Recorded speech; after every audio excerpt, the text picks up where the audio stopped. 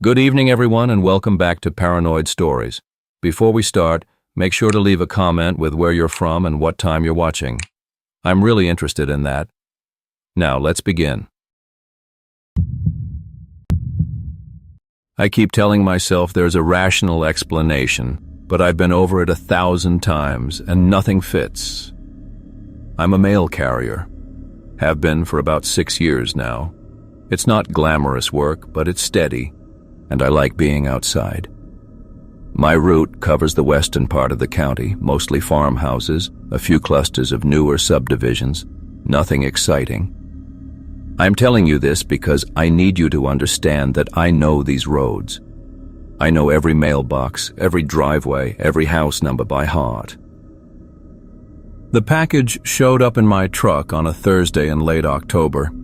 I'd just finished my lunch break at the post office, organizing the afternoon deliveries, when I noticed it wedged behind my seat. Plain brown box, maybe the size of a shoebox, heavier than it looked. No address label, no tracking number. Just a name written in black marker directly on the cardboard. Holder. Didn't recognize it from the morning sort. Sarah handles that, and she's meticulous. She would have flagged an unaddressed package. But there it was, and I had a full route to finish before dark. I figured I'd ask her about it when I got back. The thing is, I did know a Holder address. Old farmhouse out on County Road 47, about as rural as my route gets. The kind of place where the nearest neighbor is half a mile away through cornfields. I'd been delivering there for years, though I'd never actually seen anyone. Just left the mail in a rusted box at the end of a long gravel driveway. It was past 5 when I got there. The sun was already low, turning everything orange and stretched out. The mailbox looked worse than I remembered, completely overgrown with some kind of vine almost buried in it. I had to pull the vegetation aside just to confirm the name stamped on the side. Holder. The driveway hadn't been maintained in months, maybe longer. Weeds grew up through the gravel in thick patches. I sat there for a minute, engine idling, looking at that package on the seat beside me. Standard procedure is to leave packages at the mailbox if they fit, but this one felt important somehow. Urgent. I don't know how else to explain it, but something about that handwritten name made me think it needed to be delivered to the door. I pulled into the driveway. The house came into view after about 200 yards. A white 2-story with peeling paint and a sagging porch. All the windows were dark, no car in sight. But the porch light was on, even though it wasn't quite dusk yet, and that made me think someone was home. I parked, grabbed the package, and got out. That's when I noticed how quiet it was. No birds, no wind, just this heavy silence that seemed to press against my ears. The porch steps creaked under my weight. I knocked, waited. Nothing. Knocked again, harder. The package felt heavier in my hands than it had in the truck. I was about to turn around and leave it by the door when I glanced back toward my truck. There were people standing in the field across the road. 3 of them, I think, maybe 4, just standing there in the stubble of harvested corn, maybe 100 yards out. They weren't moving, weren't doing anything, just standing. I lifted my hand to wave, some instinct to acknowledge them, I guess, but something stopped me. The way they were positioned perfectly still, all facing toward the house, toward me. I looked back at the door, knocked one more time. When I turned around again, they were closer. I'm not talking about walking closer. I mean they were just closer. Maybe 70 yards now, still in that same frozen stance. I hadn't heard footsteps. Hadn't heard anything. They just moved during the 2 seconds I'd looked away. My throat went dry. I tried to call out to them, ask if they needed help, but my voice came out thin and wrong. They didn't respond anyway, didn't move.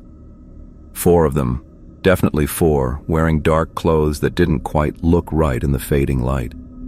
I blinked, and they were at the edge of the road. My hands started shaking so badly I almost dropped the package. I don't know why I didn't just run to my truck right then. Every rational part of my brain was screaming at me to move, but my body felt locked in place, frozen by some animal understanding that running would trigger something worse. Behind me, I heard the door open. Not a normal opening sound. No click of a latch, no creak of hinges, just the sudden awareness that the door was no longer closed. I didn't want to turn around. God, I didn't want to, but I couldn't keep my eyes on those figures anymore. They were too close now, close enough that I should have been able to see their faces. But I couldn't. The light was hitting them wrong, or their heads were angled down, or something. I couldn't make out any features. I turned to the doorway. The house was dark inside, completely black despite the porch light, and reaching out from that darkness was an arm. Too long. That's the detail that stuck with me, the one I can't rationalize away. The arm was too long, stretching out from somewhere deeper in the house than the doorway should have allowed. The hand was pale, fingers extended toward the package. I don't remember deciding to hand it over. I just remember the weight leaving my hands, the package disappearing into that darkness. The arm withdrew, pulling back into the house in one smooth motion. The door didn't close. I stood there for maybe 5 seconds, staring into that open doorway, waiting for something else, for the door to shut, for a voice, for anything. The darkness inside seemed to breathe. I ran to my truck. I'm not ashamed to admit it. I ran, got in, started the engine with hands shaking so badly I stalled it twice. When I finally got it in reverse, I looked out at the field. Empty. No one there, just harvested corn stubble stretching out under the dimming sky. I drove back down the driveway too fast, spraying gravel. When I reached the main road, I should have turned left to continue my route. I turned right instead, back toward town. I needed to see houses, streetlights, people, normal things. That's when I noticed the doors. The first house I passed, the Morrison place, I'd been delivering there for 5 years. The front door was standing wide open, just open with darkness inside. No lights on, no one visible. Next house, same thing, door open. I drove faster, my route unwinding backward as I rushed toward town. Every single house had its front door standing open. Not just ajar, fully open, the way you'd open a door to welcome someone in. And behind every threshold, that same absolute darkness. I didn't stop until I reached the post office. The parking lot was empty except for Sarah's car. I went inside, probably looking like hell, and asked her about the package. Asked her if she'd seen a box marked for Holder. She looked at me like I was speaking another language. There was no package, she said. She'd personally sorted every item in my truck that morning. Nothing had come through for anyone named Holder. I told her I'd delivered it anyway. Told her about the house, the open door, the arm. I watched her face change as I talked. Watched her decide I was either lying or losing it. Here's the thing I haven't told anyone else. When I got home that night, I couldn't bring myself to close my front door. I stood in the doorway for almost an hour, one hand on the knob, trying to force myself to shut it. But every time I started to push it closed, I'd get this overwhelming certainty that something was standing just outside, waiting for that exact moment, waiting for the door to close so it could be inside with me instead of outside. I left it open, slept on the couch where I could see it. The door to the Holder house is still open. I drive past it sometimes on my route, always during full daylight now, and it's always the same. Wide open, dark inside, waiting. I requested a route change last week, and they're still sitting on the paperwork.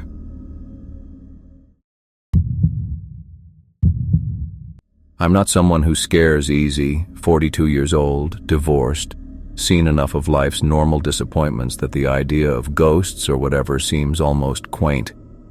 I took the overnight shift at the Chevron off Route 9 because Carl had a heart attack and someone needed to cover until they hired a replacement. Simple as that. Extra pay, quiet nights, figured I'd catch up on podcasts.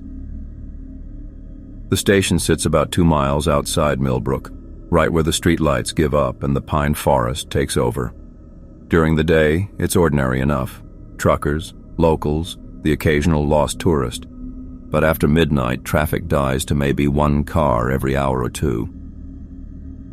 The first night I noticed the cars, it was around 2:30 in the morning. I was restocking the cigarette display when headlights swept across the windows. I looked up, expecting someone to pull up to the pumps, but the car, a dark sedan, couldn't tell you the make, rolled past the pumps completely and parked at the very edge of the lot where the asphalt meets gravel. Then the headlights went dark. I waited. Figured maybe someone was making a phone call, dealing with something personal. You see that sometimes, people who need a lit place to handle bad news. After 20 minutes, though, I started getting curious. The dome light never came on. No one got out.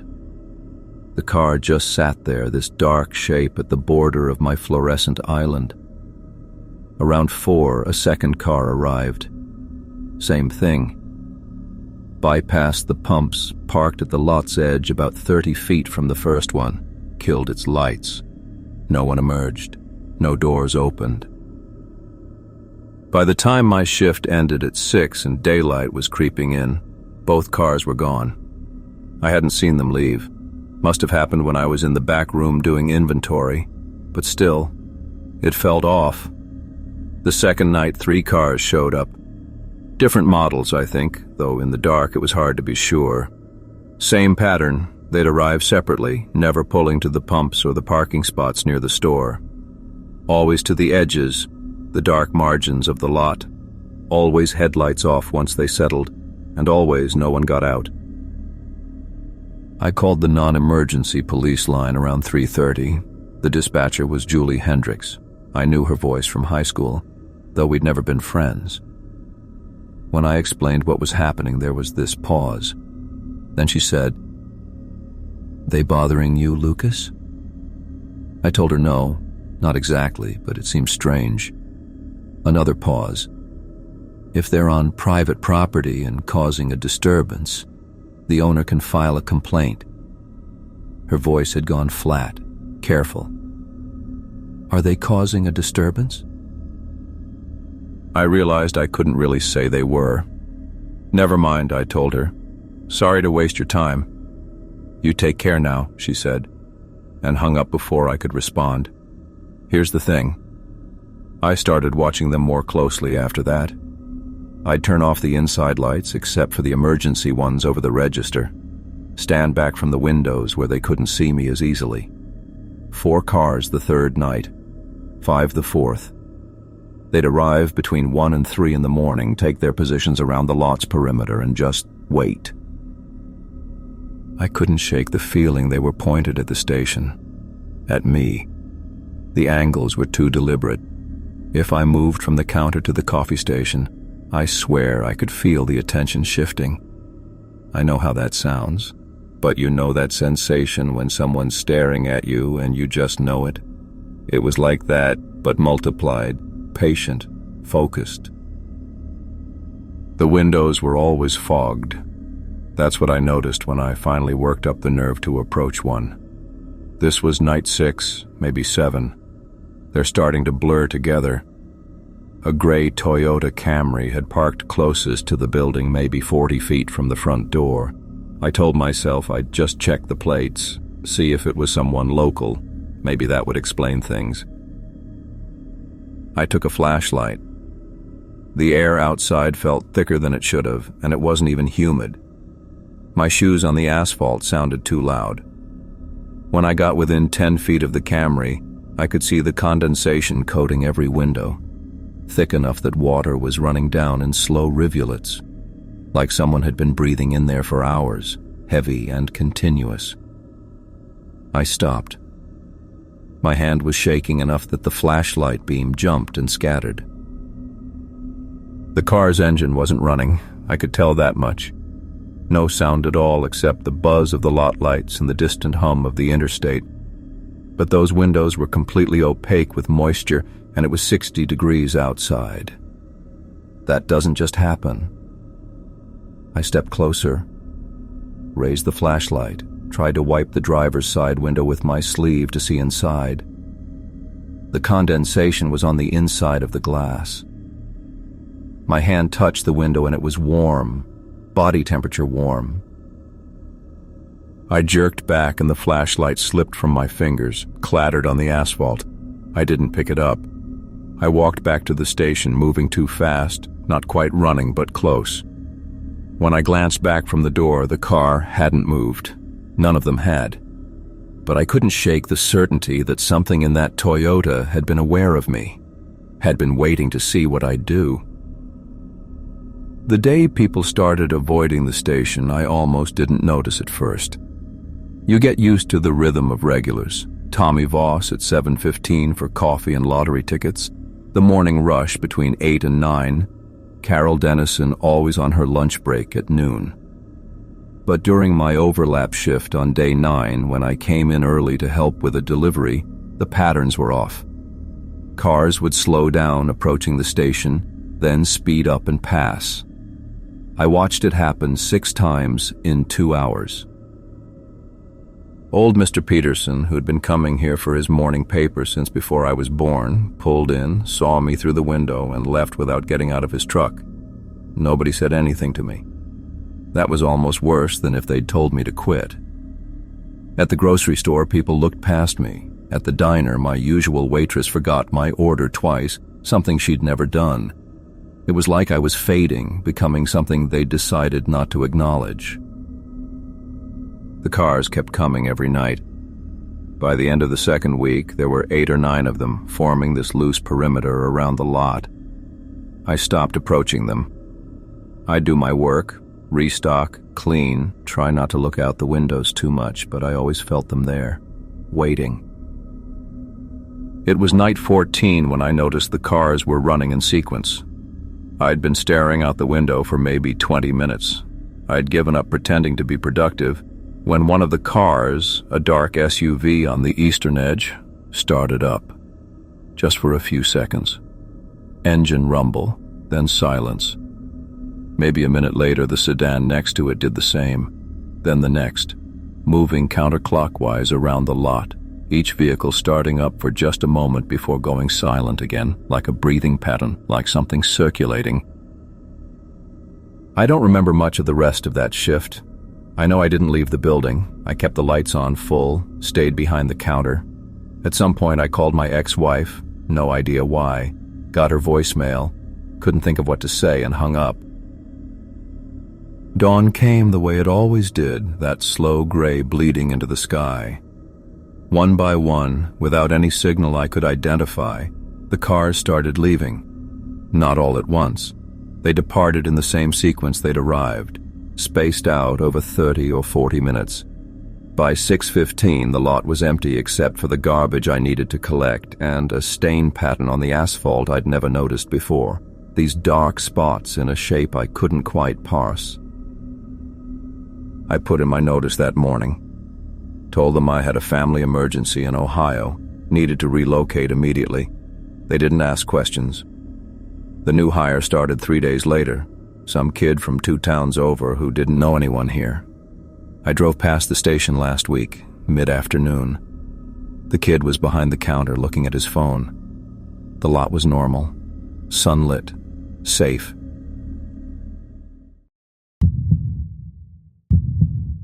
I'm a delivery driver for Marco's in Bellingham.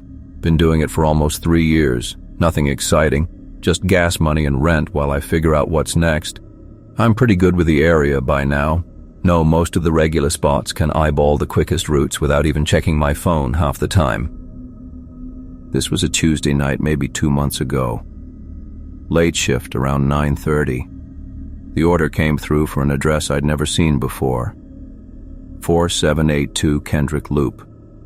$38, 2 large pizzas and breadsticks, already paid online with a decent tip. The address showed up on the very edge of our delivery zone, almost into the county area where everything's just farms and those half-abandoned industrial parks. I loaded up and headed out. My GPS took me down Meridian like usual, then had me turn off onto smaller roads I recognized but rarely used. After about 15 minutes, I was in that weird in-between area. Not quite town, not quite rural. Houses got sparser, streetlights fewer. Then my GPS said to turn onto Kendrick Loop. I took the turn and found myself on a cul-de-sac. Not a finished one, though. The road was paved, but the curbs were rough concrete, no sidewalks. 4 houses total, all identical split levels with beige siding. They looked lived in. Cars and driveways, lights on inside, but something felt off about them. Like they'd been built 10 years ago, and then everyone just forgot they existed. The GPS kept recalculating. Said I'd arrived, then said to continue straight, then recalculated again. I rolled down the circle slowly, checking house numbers. 2 of them had no numbers at all. One said 4780. One said 4786. No 4782. I parked and checked the app. The pin was right there, dead center of the cul-de-sac. I tried calling the customer, went straight to a disconnected number message. Here's the thing. I should have just left, marked it undeliverable, headed back. But I'd driven 20 minutes out here and the order was prepaid. I figured maybe they'd put the wrong number in. Maybe it was one of the houses without numbers posted. I grabbed the delivery bag and got out. The street was dead quiet. Not peaceful quiet, just empty. No traffic sounds, no dogs, nothing. I walked up to 4780 first, rang the doorbell, waited about 30 seconds. Nothing. Tried 4786. Same deal. I was walking back to my car when I saw the woman. She was standing in the driveway of the house with no number, the one closest to the street entrance. Middle-aged, wearing a blue cardigan and jeans. She was just standing there, looking at me. "Excuse me," I called out. "Do you know if there's a 4782 on this street?" She smiled, not friendly, just smiled. "You're right where you need to be." Weird answer, but okay. "I've got a delivery for 4782 Kendrick Loop. Is that you?" "You're right where you need to be," she said again. Exact same inflection, same smile. I felt my stomach drop a little, but I tried to play it normal. "Okay, well, I can't find the address, so I'm going to head back. Have a good night." I got in my car and started the engine. GPS said to continue to the highlighted route. I pulled forward, but instead of exiting the cul-de-sac, I somehow ended up looping back around. I don't know how else to explain it. I turned the wheel to leave and found myself facing the houses again. I stopped the car. My hands were getting cold. I tried again, deliberately pointing toward the street entrance. Same thing. Like the road just curved me back. That's when I saw the woman again. Same driveway, same position, like she'd never moved. I put the car in park and sat there trying to make sense of it. Checked my phone, no signal. GPS was glitching out, showing me in the middle of a gray void. I looked up and the woman was walking toward my car. I locked the doors. She stopped right at my window, still smiling. "You're right where you need to be." I didn't respond. She stood there for maybe 10 seconds, then walked back to her driveway. Stood in the same spot, same posture. I tried to leave again, Same loop. I ended up back in front of the houses, hands shaking now, breathing going weird. This wasn't possible. Roads don't do this. I looked in my rearview mirror and the exit was right there. I could see where Kendrick Loop connected to the main road, but every time I drove toward it, I'd blink and be facing the houses again. The fourth time I saw her earlier, already standing at my window as I completed the circle. I actually yelled. Couldn't help it. She just stood there. You're right where you need to be. I gunned it. Didn't care about the direction anymore, just floored it. The car lurched forward and suddenly I was on a straight road, houses blurring past on both sides. Normal houses, different houses, rows and rows of them, styles I'd never seen in Bellingham. Craftsman, Victorian, modern geometric things. Street after street of them, all lit up, all different. I slammed the brakes and my car jerked to a stop. I was on a residential street I didn't recognize. The houses were close together, well-maintained, totally unfamiliar. I looked behind me. Just more houses stretching back.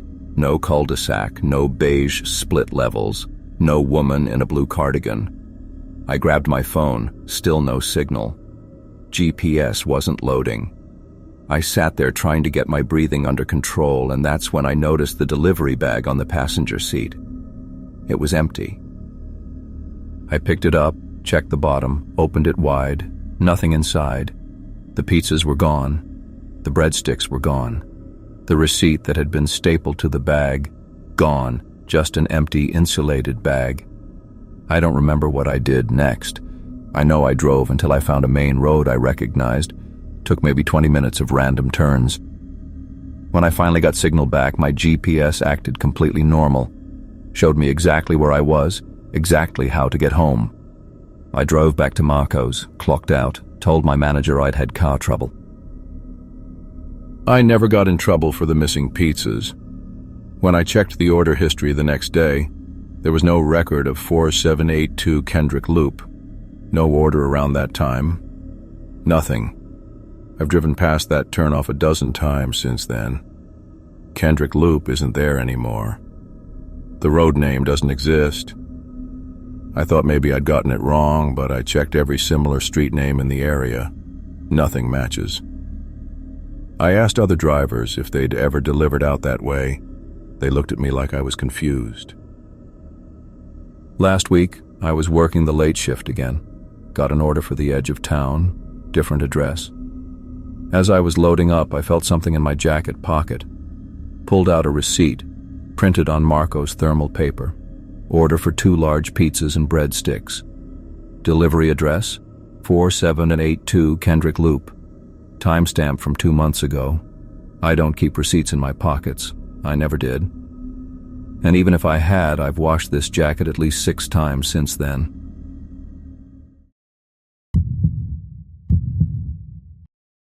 I'm a janitor at Morrison Middle School. Been there about 4 years now, and honestly, I like the work. It's simple, predictable. I clean up after kids all day, and at night the building's mine. Or at least, it used to feel like mine. This happened 3 weeks ago, after one of those parent-teacher conference nights. The event ran late until about 8:30, and I'd waited in the basement storage room playing games on my phone until everyone cleared out. Principal Hendricks always locked the main doors on his way out and texted me when it was safe to start. Got his text at 8:47. All yours, Travis. Don't work too hard. The building felt normal at first. I started on the second floor, like always, working my way down.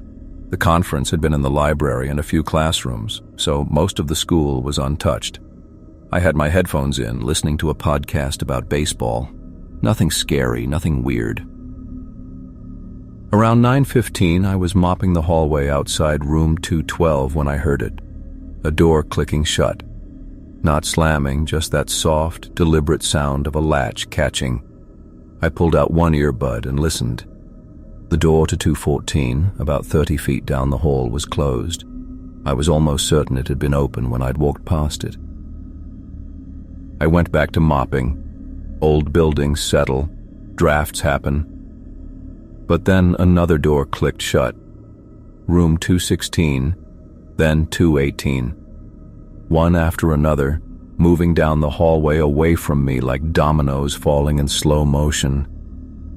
I turned off my podcast completely.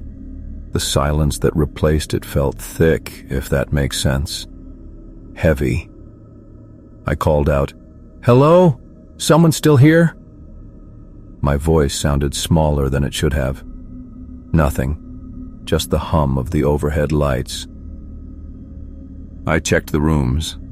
Every single door I opened revealed an empty classroom. Chairs up on desks like I'd left them, lights off, windows dark. But when I stepped back into the hallway, I could hear it starting again on the first floor. Click, click, click, doors closing in sequence. Look, I'm not the type who scares easy. I grew up with 3 older brothers who made sure of that. But something about the rhythm of it, the deliberate pace, it didn't feel random, it felt intentional. I headed downstairs to check it out, and that's when I noticed the photos. Morrison's been around since the 60s, and the main hallway has this whole wall of staff photos going back decades.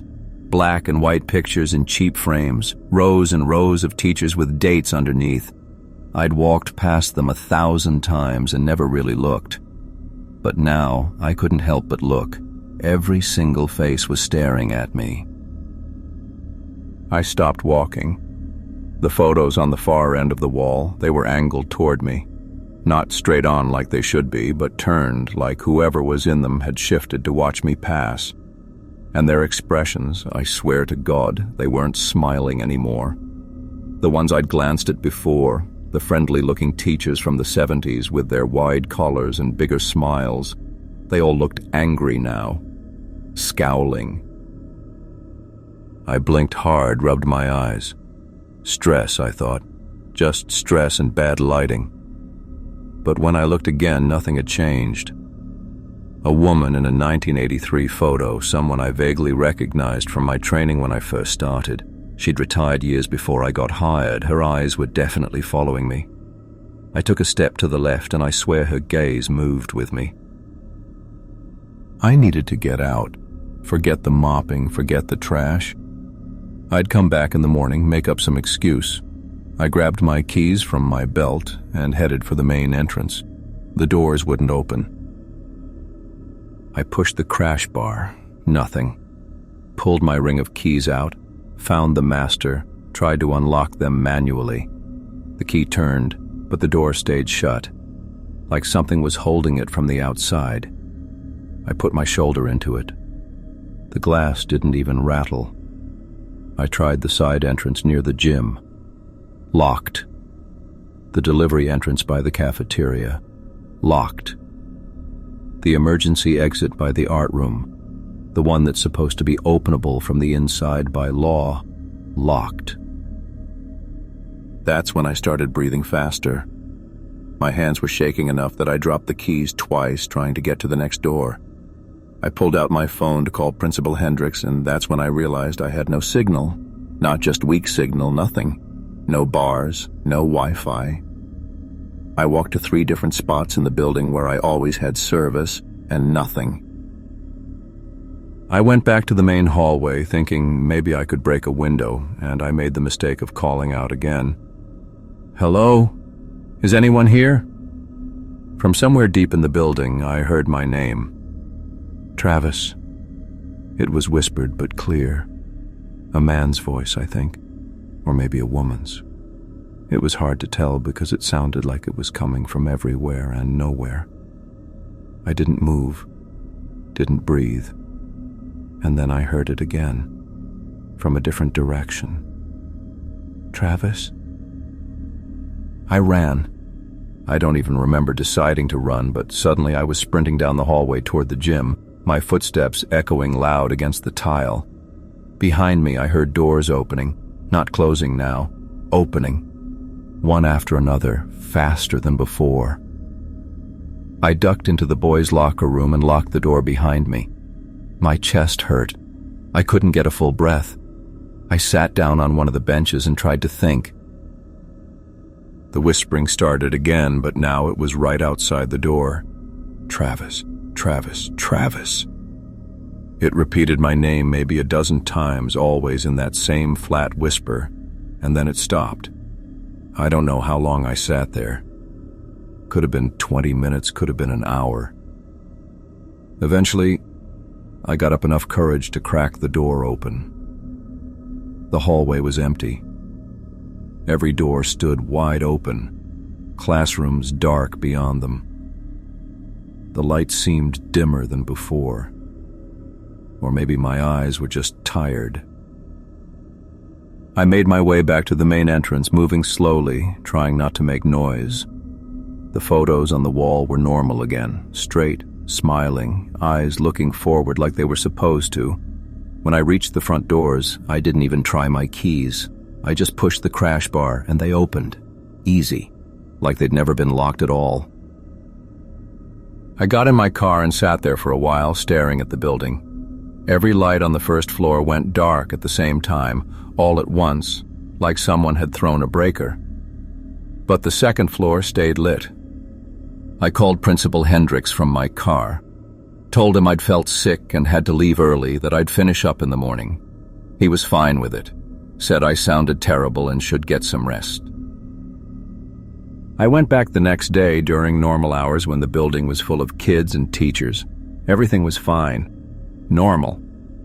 I finished the cleaning I'd abandoned, and no one said anything about doors being open or lights being left on. But here's the thing I can't explain. When I was doing my final check of the second floor, I found a wet footprint outside room 214. Just one.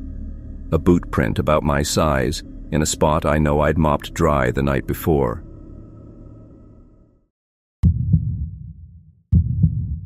I keep telling myself there's a rational explanation for what happened, but I've watched that security footage probably 100 times now, and I still can't make it make sense. I'm a cashier at a Quick and Go on Route 9, one of those 24-hour places that mostly serves truckers and shift workers. Been working graveyard for about 3 years now. I've always been an insomniac anyway, so I figured why fight it. Most nights are predictable. Same regulars, same small talk, same rotating cast of insomniacs and long-haul drivers. That Tuesday started normal enough. Earl came in at 11:47 like always, grabbed his energy drink and beef jerky. We talked about the weather. He left. Then around 1 a.m. things started feeling off. This woman came in I'd never seen before. Mid-40s maybe, wearing a blue windbreaker. She didn't look at me when she walked past the counter, just headed straight for aisle 3. I heard her footsteps stop, then start again.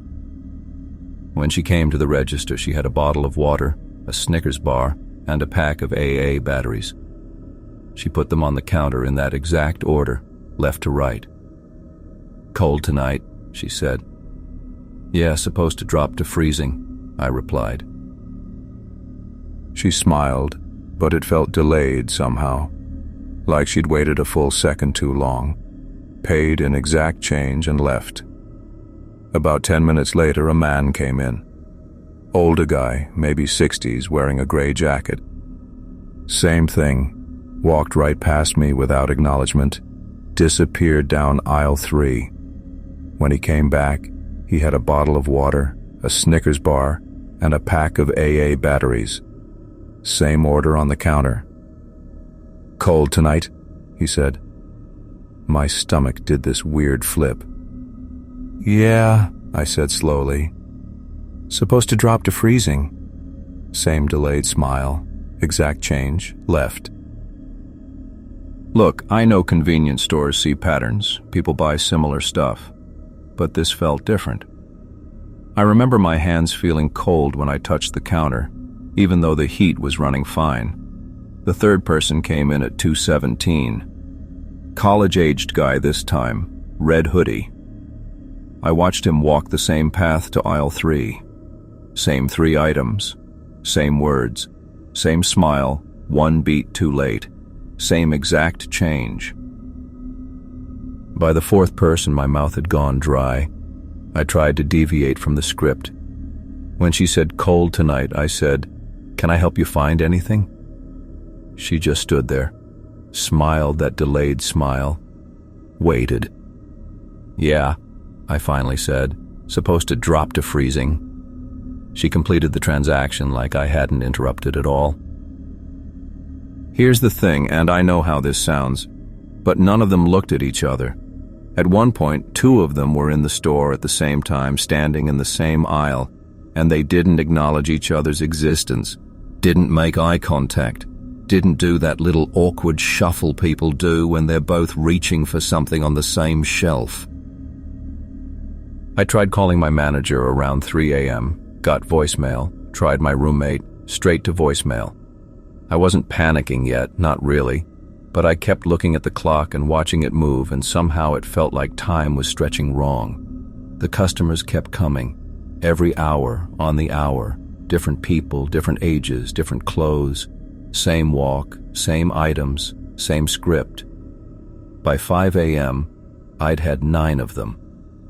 I started counting the exact change before they handed it to me, and I was right every time. $3.47.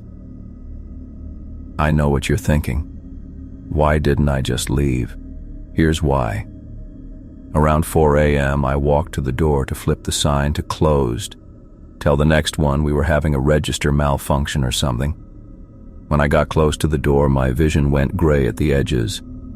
Not like fainting, more like static. And I felt this pressure, like walking against strong wind, except the air wasn't moving. I made it to about 3 feet from the door before I had to step back. The pressure stopped immediately. I tried the back exit. Same thing. Couldn't get within 5 feet of it. So I went back to the counter and waited. At 6 a.m., Earl came in. Regular Earl, who I'd seen just 6 hours earlier. I almost cried. I was so relieved to see a familiar face. Earl, thank God. But he walked right past me, went to aisle 3, came back with a bottle of water, a Snickers bar, and a pack of batteries. Cold tonight, he said.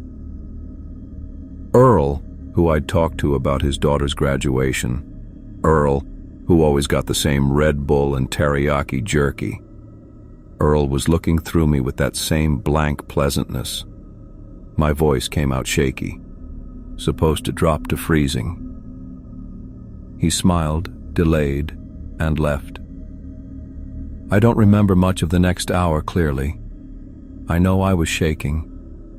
I know I knocked over a display of gum at one point, and when I bent down to pick it up, I saw all the pieces had landed in a perfect circle, every single pack pointing inward.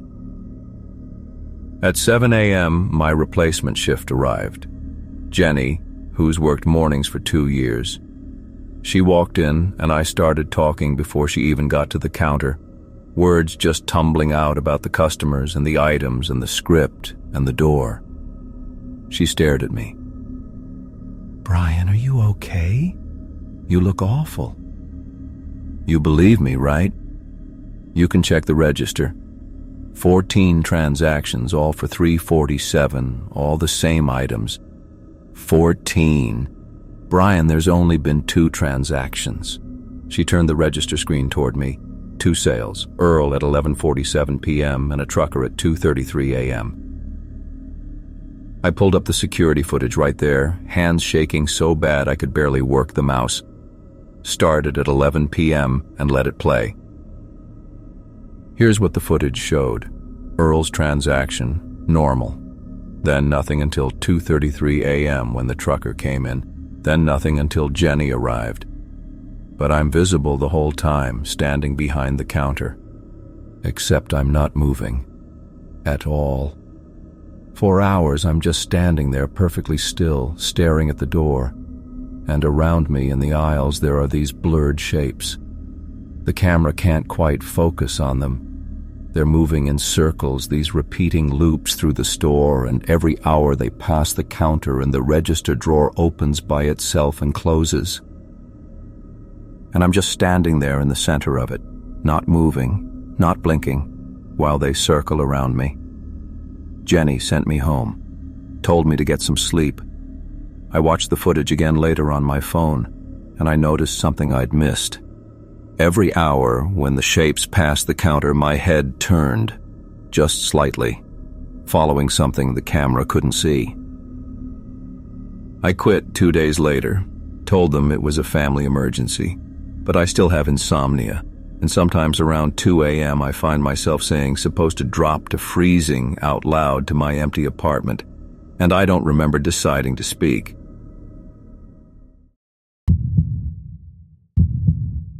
I'm a baker. Have been for 12 years. Nothing glamorous about it. I show up at 4 in the morning when the town's still dark, get the ovens going, prep the dough that's been proofing overnight. Same routine every day. Danville's only got one bakery, and it's mine, or at least I run it for the owner who lives 2 towns over. I'm not the type who looks for mysteries. I like the predictability of bread. Flour, water, yeast, salt, same ratios every time. The first note showed up about a month ago, tucked inside a 50-pound sack of bread flour. I almost missed it, just a scrap of paper, maybe 3 inches square, with shaky handwriting that looked like it had been done in a moving car. All it said was, "Count their fingers." I figured it was someone's idea of a joke, maybe one of the delivery guys messing around. I crumpled it up and got back to work. 2 days later, I found another one under the sheet pan I use for the morning rolls. This one said, "Look closely at the faces." That one bothered me more, I'll admit. The handwriting was the same. That trembling, desperate scrawl. But it was the tone, you know.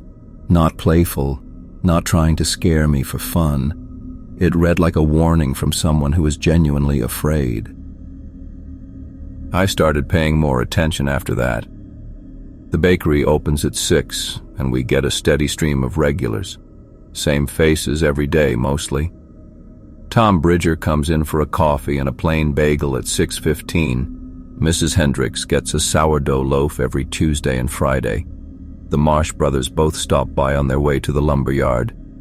I'd seen these people hundreds of times, thousands probably. But after that second note, I started noticing things. Tom Bridger's jaw seemed off. Too wide, maybe, or too angular. I couldn't put my finger on it exactly, but when he smiled at me that morning, something about the proportions of his face felt wrong. Like someone had described what a human smile should look like, but had never actually seen one. I tried to shake it off, told myself I was looking for problems because of those stupid notes. Then I found the third one, wedged behind the cash register. Check the cameras. Look, I wouldn't have done it if things hadn't already felt strange. The security system is ancient, just 4 cameras that record everything on a loop. The owner installed them after a break-in about 5 years ago, but I'd never actually reviewed the footage for anything. I didn't even know if the damn things worked properly. I stayed late that night after closing, pulled up the recordings from the past week on the old monitor in the back office. Started with that morning watching Tom Bridger come in for his 6:15 bagel. Then I scrubbed back to the day before. Watched Tom come in again. His face was different. Not hugely different. Not enough that you'd notice in person, especially if you weren't looking for it. But watching the 2 videos side by side, it was undeniable. The distance between his eyes had changed. His nose sat at a slightly different angle. The shape of his chin had shifted. I went back further. 3 days, 5 days, a week. Every day Tom's face was subtly wrong in a new way. Same with Mrs. Hendricks, same with the Marsh brothers. Like someone was wearing a Tom Bridger costume and kept adjusting it slightly, trying to get it right but never quite managing.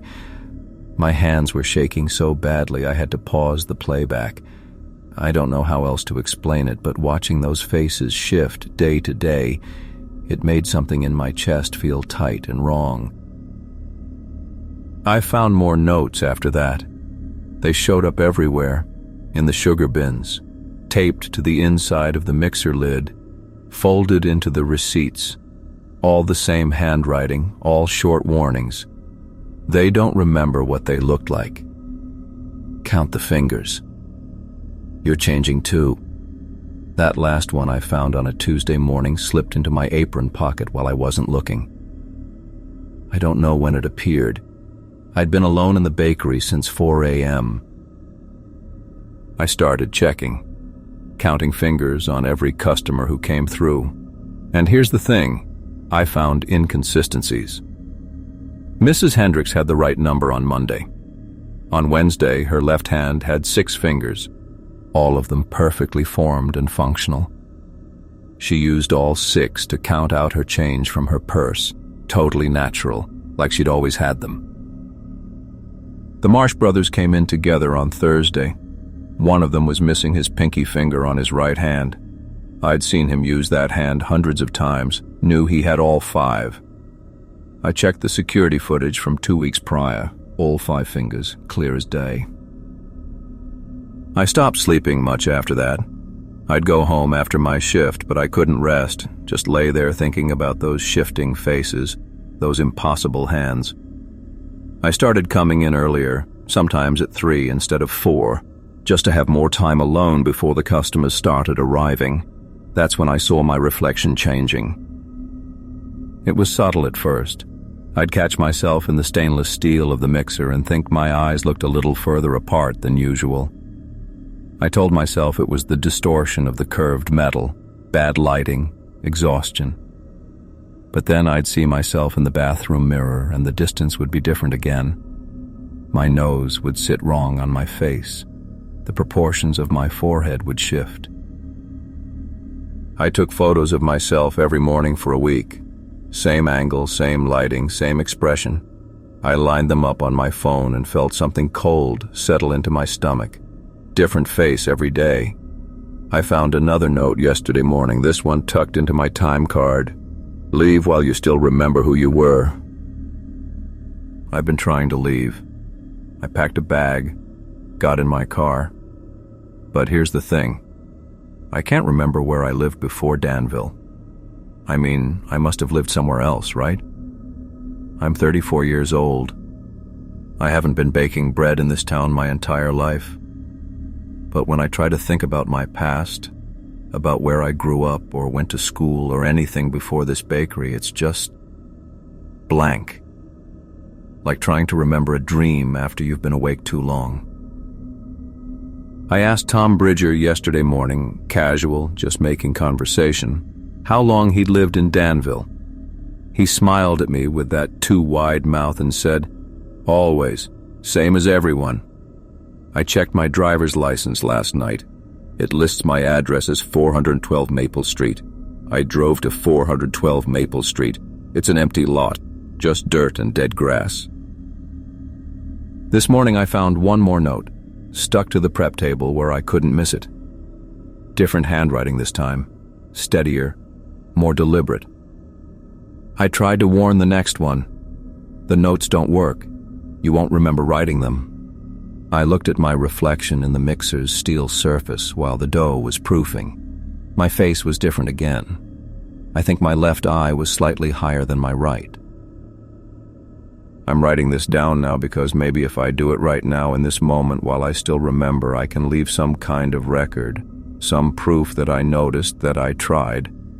But I keep looking at my hands on this keyboard, and I'm not sure they're the right shape anymore. My fingers feel too long, or maybe too short, I can't tell which. The morning shift starts in 20 minutes. Tom will come in at 6:15 for his bagel. Mrs. Hendricks will come by for her Tuesday sourdough. They'll smile at me with their almost right faces, and I'll smile back with mine, and I won't remember that anything was ever different. I'm just a maintenance guy for the city, nothing special. 36 years old, mostly deal with broken water fountains and graffiti removal. The night of March 12th, I got called out around 10 p.m. to check a breaker in Riverside Park. Third time that week, it had tripped, and my supervisor wanted it handled before the weekend. Simple job, 20 minutes tops. The park wasn't completely dark when I arrived. Some of the lamps still worked, creating these islands of yellowish light every 50 feet or so. I parked near the north entrance like always and grabbed my toolkit. The breaker box was on the east side, maybe a 10-minute walk down the main path. I'd done this route 100 times during the day, never at night though.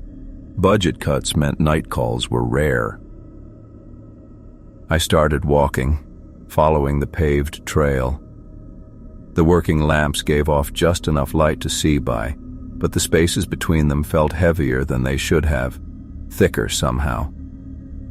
I passed the playground, the empty basketball courts, everything where it was supposed to be. About 5 minutes in, I noticed a lamppost ahead that wasn't lit. Not unusual. Half of them were out, that's why I was there. But as I got closer, I saw it was bent slightly, like something had hit it. The metal pole had this dent about chest high, and the glass housing at the top was cracked but not completely shattered. I walked past it, continuing toward the breaker box. The path curved left around a grove of oak trees, just like it should. I checked my phone for the time. 10:17. No signal, but that wasn't weird out here. The city didn't prioritize cell towers near the park. When I came around the curve, I stopped. That same lamppost was in front of me again. The bent one, with the cracked housing. I turned around, looking back the way I'd come. The path behind me curved right, disappearing into darkness between the trees. That wasn't correct, I just curved left. I stood there trying to work it out. Maybe there were 2 damaged lampposts. But I'd walked this park dozens of times, I would have noticed. And the dent was identical, same height, same shape. I stepped closer and saw something I'd missed before. There were scratches on the metal. No, not scratches. Names. Someone had carved names into the pole, dozens of them, covering the lower half in tiny, cramped lettering. I pulled out my phone and used the flashlight. The names were carved deep, the metal peeled back in thin curls around each letter. Most I didn't recognize. Michael Foster, Sarah Chen, David Oakes. They covered every available inch, some overlapping, some squeezed into gaps between others. Then I saw it. Near the bottom, fresh, the metal still bright where it had been scratched away recently. Stephen Carson. My name. My full name, the one on my driver's license. Not Steve. Stephen. I took a step back. My hand was shaking so badly the phone light kept jumping around. I tried to think of some prank, some explanation. But nobody called me Stephen except my mother and the DMV. At work, on my paychecks, everywhere else. Steve. I decided to head back to the truck. Forget the breaker box, I'd come back during the day with someone else. I turned around and started walking quickly back toward the entrance. The path curved right this time, exactly as it should. I kept my eyes on the ground, watching the pavement, counting my steps. 50, 70, 100. The bent lamppost was in front of me again. Look, I know how this sounds, but I checked the path. I followed it exactly. There was no loop, no circle. It was a straight section of trail with one curve. Physically impossible to end up back at the same spot. I pulled out my phone again, thinking I'd call my supervisor, tell him I was sick, whatever. That's when I noticed my recent calls list. The last entry was from 15 minutes ago. A call I'd made to a number I didn't recognize. Before that, another call to the same number, and another. Going back hours, all evening, dozens of calls to this one number with a 617 area code. I had never seen that number before in my life. My fingers felt numb as I scrolled through my texts. Same thing. Messages to that number, sent by me from my phone starting around 8 p.m. The messages didn't make sense. They were questions. Where's the box? And did you find it? And how many names now? I hadn't sent these. I would remember sending these. The last message was sent 4 minutes ago. It said, I can see the lamppost. I hadn't typed that. I was holding my phone in my hand, and I hadn't typed that. Behind me, I heard my own voice. Distant, like an echo, but definitely mine. It was asking something. How do I get out? A pause, then again, closer. How do I get out? I had just thought that exact question, not said it out loud, thought it. I started running. I didn't care which direction anymore. I just ran, straight down the path, past the lamppost, into the darkness between the lights. My boots hit the pavement hard and steady, and I kept my eyes forward, not looking at anything except the path ahead. The trees blurred past. I heard my voice again from somewhere in the dark off the path, calling out questions I was thinking. Is this real? And what time is it? And where's my truck?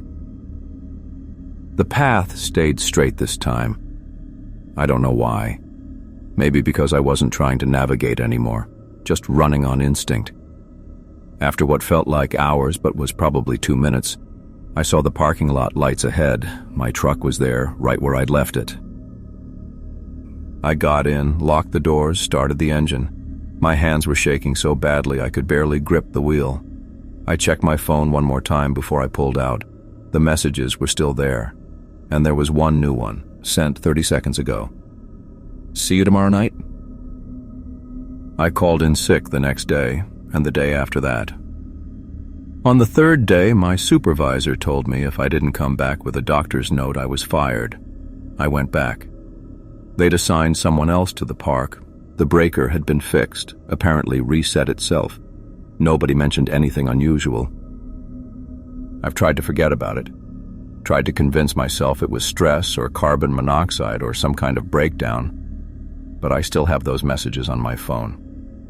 I screenshot them, backed them up because I was afraid they'd disappear. They haven't. Last week there was a power outage on the south side of town. Rolling blackouts, the news said, infrastructure problems. But I heard the guys at work talking. They said someone from the county crew went out to check the main junction box near the old cemetery. Said he found something strange. Wouldn't talk about it specifically, but he quit 2 days later. The south side's lights came back on that same night. I looked up that phone number, the one I'd been calling. No listing. Disconnected, according to the automated message, but my phone still shows all those calls, all logged, all connected. Some of them lasted minutes. I have no memory of any of them. I drive past Riverside Park every day on my way to work. The lamppost is still there, still bent. I don't stop to check if my name is still carved into it.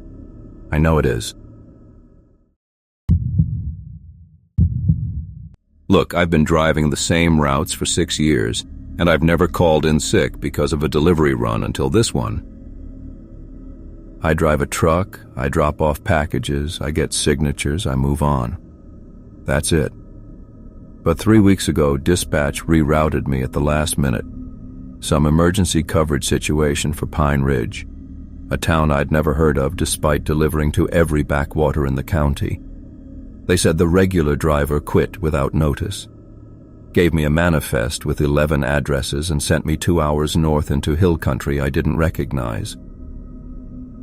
The GPS took me down a state highway that narrowed into a county road, then into something that barely qualified as paved.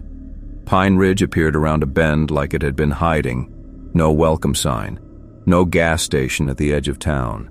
Just houses that looked like they'd been left to rot for decades. First address was 47 Maple Street. I pulled up to an empty lot. Not just vacant, I mean there was a concrete foundation, some rusted pipes sticking up from dead grass, and nothing else. I checked the manifest 3 times. The package was addressed to Sarah Kinlow at 47 Maple Street, Pine Ridge. I was about to call dispatch when I saw her. She was standing at the edge of the lot, next to the foundation, wearing a floral dress that looked clean but old-fashioned. She smiled and waved like she'd been expecting me. "That's for me," she called out. Pleasant voice, normal. I got out with the package, small box, maybe 2 pounds. "Ma'am, I think there's been a mistake with the address. There's no house here." "Oh, that's all right," she said, still smiling. "I'll take it." I've delivered to weird situations before. People accepting packages for demolished buildings isn't completely unheard of. Usually they're collecting mail for estate purposes or something. But the way she stood there, right where a front door should have been, bothered me in a way I couldn't pin down. She signed the manifest. The signature didn't say Sarah Kinlow. It was a symbol, something like a figure 8 crossed with vertical lines. I should have said something, but she was already walking toward the foundation with the box, and I just wanted to leave. Next address, 132 Oak Lane. This one still had a structure technically. Burnt-out shell of a 2-story house, black scorch marks crawling up what remained of the walls. No roof. Windows, just empty holes.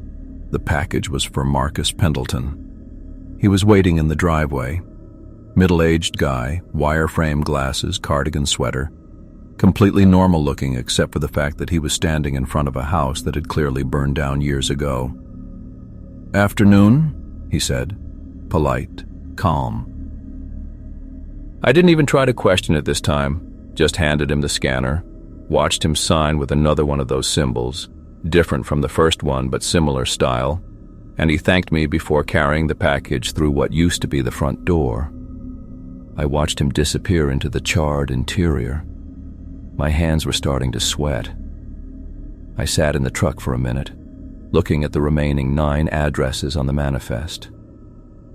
Part of me wanted to call this in, but what would I even say? People are accepting their packages. That's literally my job. Third address was a condemned duplex with boards over the windows and a yellow notice stapled to the door. Fourth was another empty lot with just a mailbox post. Fifth was a house that had partially collapsed. The entire right side caved in like something had taken a bite out of it. Every single one had someone waiting.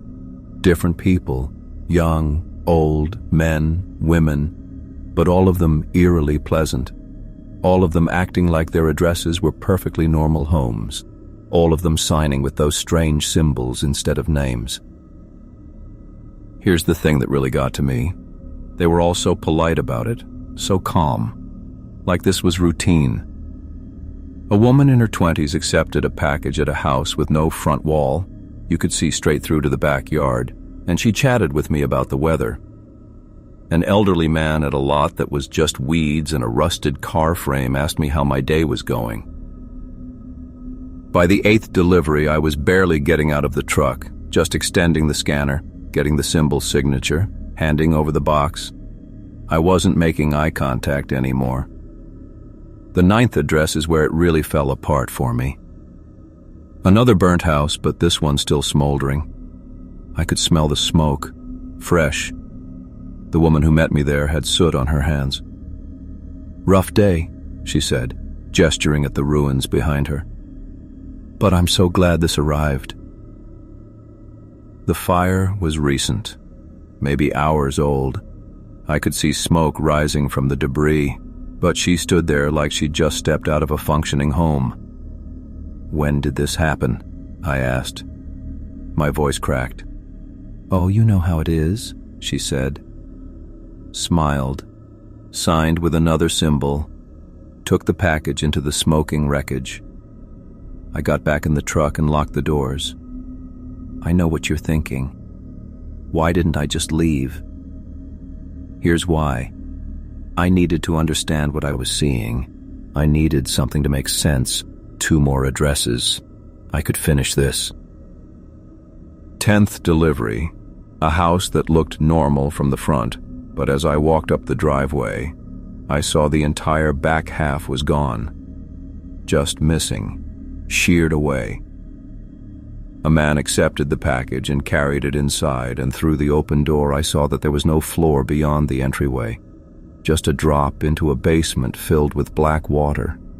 Last address, 89 Birch Court. I almost didn't go. Sat in the truck for 10 minutes, manifest in my shaking hands. But I went. It was a nice house, 2-story colonial, white paint, intact roof. The first normal-looking building I'd seen in Pine Ridge. I felt relief wash over me as I walked up with the package. The man who answered the door was younger than me, maybe 25. He smiled. "Thanks for coming all the way out here," he said.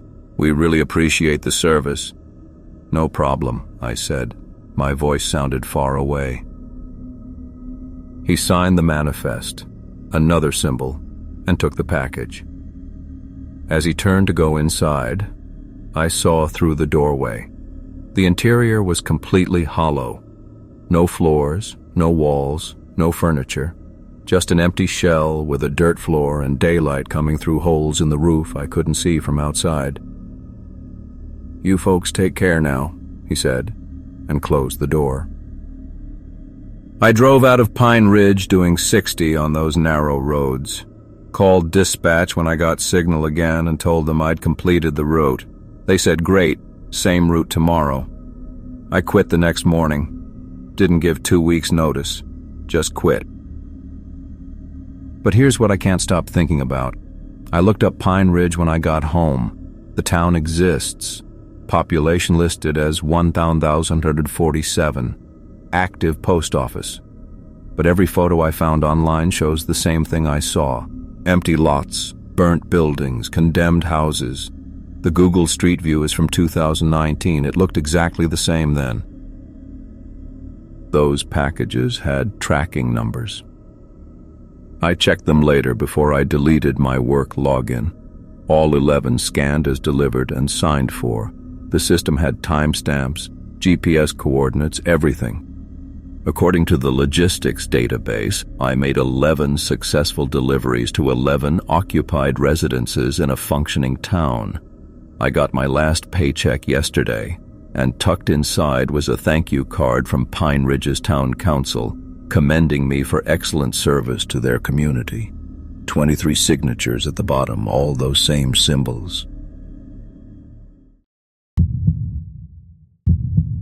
I keep trying to convince myself there's a logical explanation, but my therapist said I need to stop pretending it didn't happen. I'm a freelance writer, deadlines, coffee shops, the usual struggle, and I'd rented this cabin about 40 minutes outside Portland to finish my novel. Nothing fancy, just a one-room place with decent light and enough isolation to actually get work done. The owner seemed normal enough when I met him to pick up the keys. He mentioned the place had been empty for a while, that I was doing him a favor by keeping it occupied through winter. I didn't think much of it. The first morning I woke up and noticed these faint marks on the window.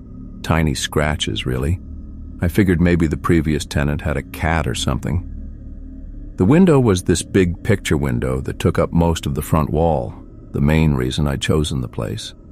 That view of the pines was supposed to keep me inspired or whatever. I wiped the glass down with some cleaner, but the scratches were permanent. Annoying, but not a big deal. The next morning, there were more. Not just a few more. Hundreds more. These microscopic lines crisscrossing each other in no particular pattern. I got close to the glass, close enough that my breath fogged it up, and I could see they were incredibly fine. Like someone had taken a pin or a needle and just dragged it across the surface over and over. Random directions, no design. The weird thing was how concentrated they were. Thousands of these tiny scratches all clustered in the center of the window, spreading outward. I called the owner. He didn't pick up, so I left a message asking if there was something wrong with the window, if maybe there was an issue I should know about. He never called back. By the third morning, I couldn't see through the glass anymore in certain spots. The scratches had multiplied so much they'd created these cloudy patches where the window looked almost frosted. The view of the trees was distorted, like looking through dirty ice. I stood there with my coffee, just staring, trying to make sense of it. I'm a rational person, for context. I don't jump to supernatural explanations, but I couldn't figure out what could cause this kind of damage overnight, every night. I went outside to check the exterior. The glass was completely smooth, clean, not a single mark. That's when my hand started shaking a little. I went back inside and ran my fingers over the interior surface. I could feel every scratch, thousands of them, these microscopic grooves under my fingertips. Whatever was making these marks was doing it from inside the cabin. I know what you're thinking. Why didn't I just leave? Here's why. I had a book due in 3 weeks. I'd already paid for the month, and I genuinely thought there had to be some explanation. Maybe some chemical reaction with the glass. Maybe temperature changes causing the pane to crack in weird ways. I Googled it. Spent hours reading about window damage and stress fractures and settling foundations. None of it fit. I decided to stay up that night. I set up my laptop facing the window and started working, determined to catch whatever was happening. I made coffee around 10, then another cup around midnight.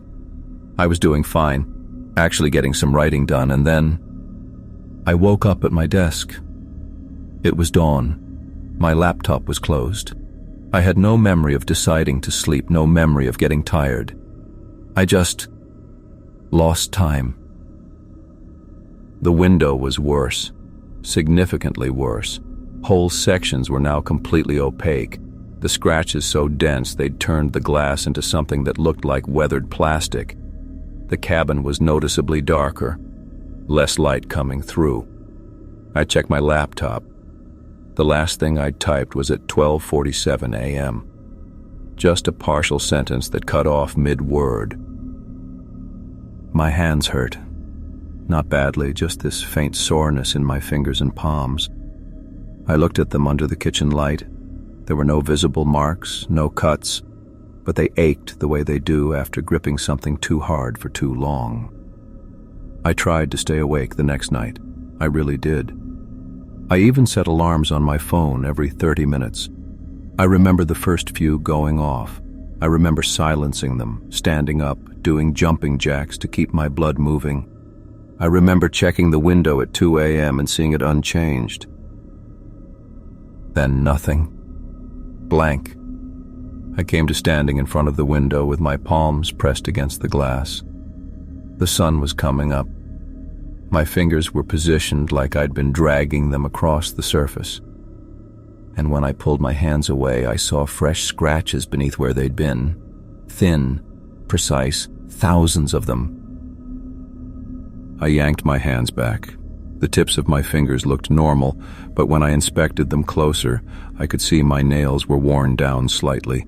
Not broken or bleeding, just smoothed, like I'd been filing them against something abrasive for hours. The window was almost completely destroyed now. Barely any clear glass remained. The cabin stayed dim even at midday. I'd have to turn on lights just to see my keyboard. I should have left then. I know that. But something stopped me, and I don't know how else to explain it except that I felt like I needed to see it through, to understand what was happening to me, because I knew by then that it was me. I was doing this, somehow, during these blackout periods where I'd just lose hours and wake up with no memory of what I'd done. I tried sleeping in my car that night, drove it about a mile down the road, locked the doors, reclined the seat. I figured if I wasn't in the cabin, I couldn't damage the window. Simple. I woke up in my bed, inside the cabin, car keys on the nightstand, my shoes placed neatly by the door. The window was finished, completely opaque. Just this scratched-up panel of ruined glass that let through only the faintest suggestion of daylight. The cabin felt like a cave. I packed my stuff in about 10 minutes and drove back to the city. Didn't call the owner, didn't try to explain. I just left the keys in the mailbox and got out. That was 4 months ago. I've been seeing the therapist twice a week. Sleep clinic ruled out sleepwalking, or at least the normal kind. My blood work came back fine. No neurological issues they can find. I'm on medication now that's supposed to help with the unconscious episodes, and it mostly works. Mostly. But sometimes I wake up and my hands hurt. And last week I noticed these faint scratches on my bedroom window, right by the bed. Just a few. Barely visible unless you're looking for them. I covered that window with a blanket yesterday. I know that won't stop anything, but I can't watch it happen again.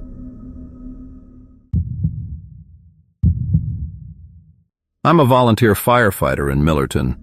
Population maybe 3,000 if you count the farms outside town. It's not dramatic work, mostly false alarms, the occasional car accident, kitchen fires where someone left bacon on too long. I've been doing it for 6 years. I'm a rational guy. I work at the hardware store during the day.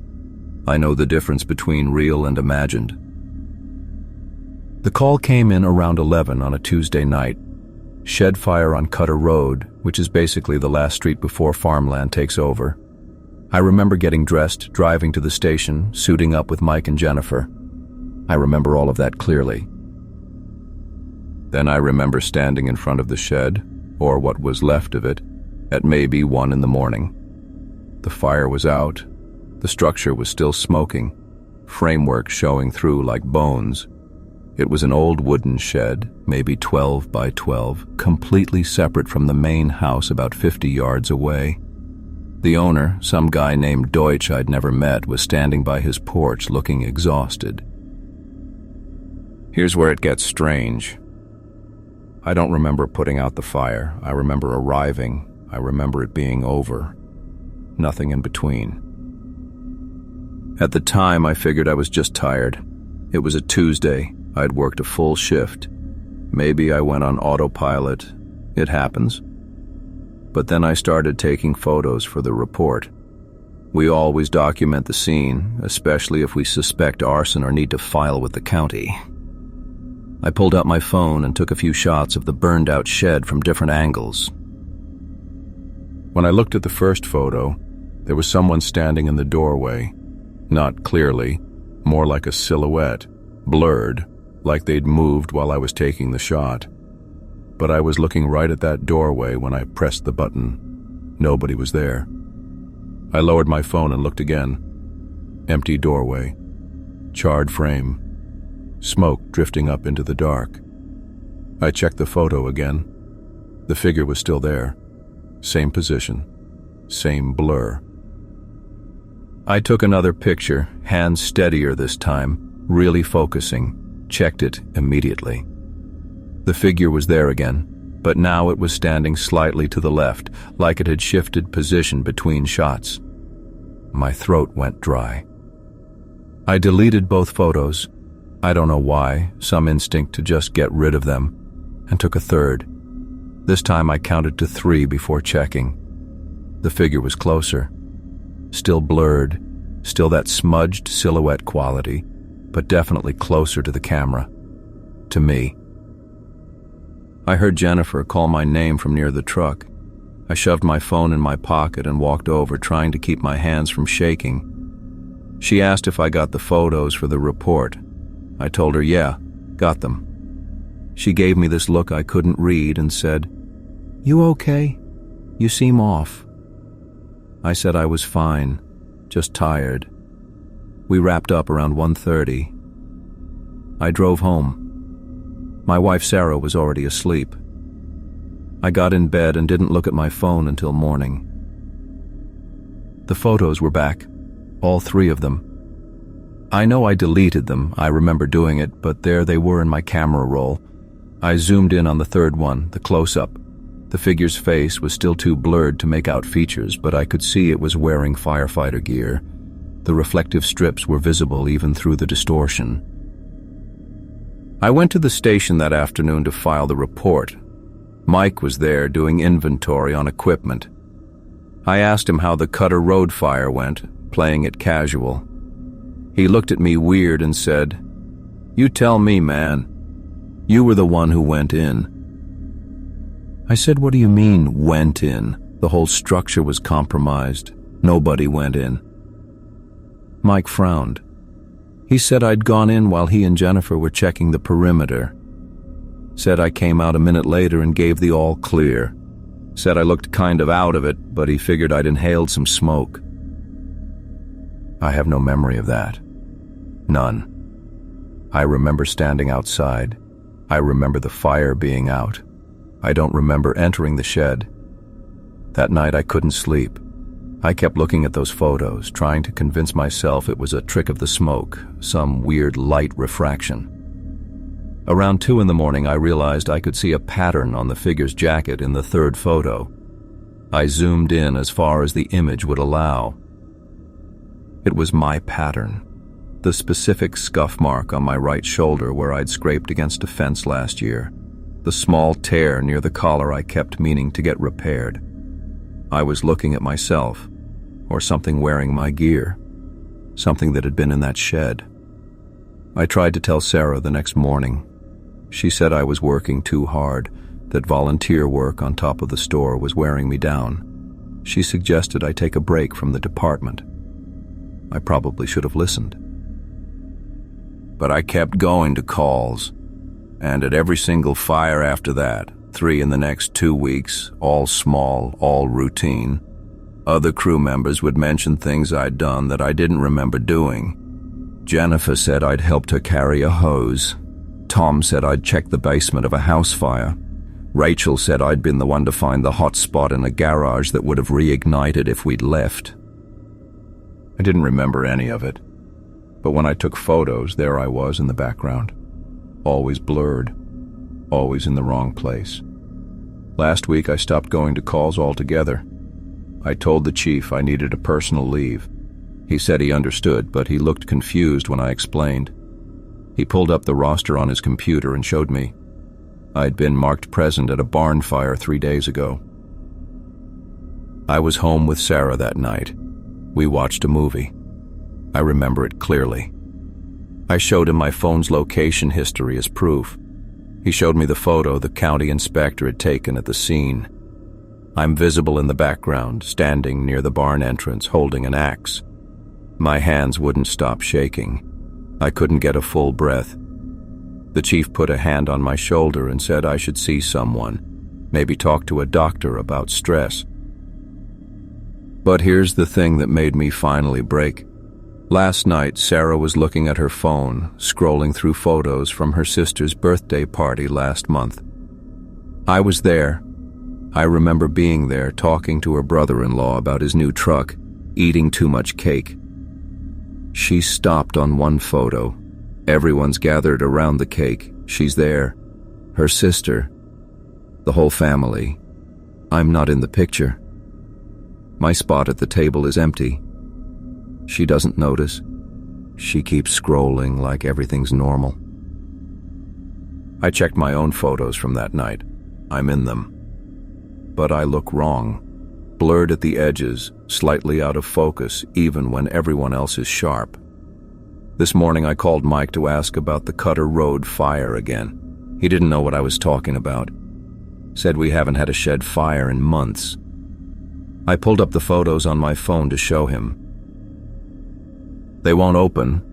The files are corrupted, apparently, all 3 of them. But sometimes when my screen goes dark, I can see a reflection that doesn't quite match my face.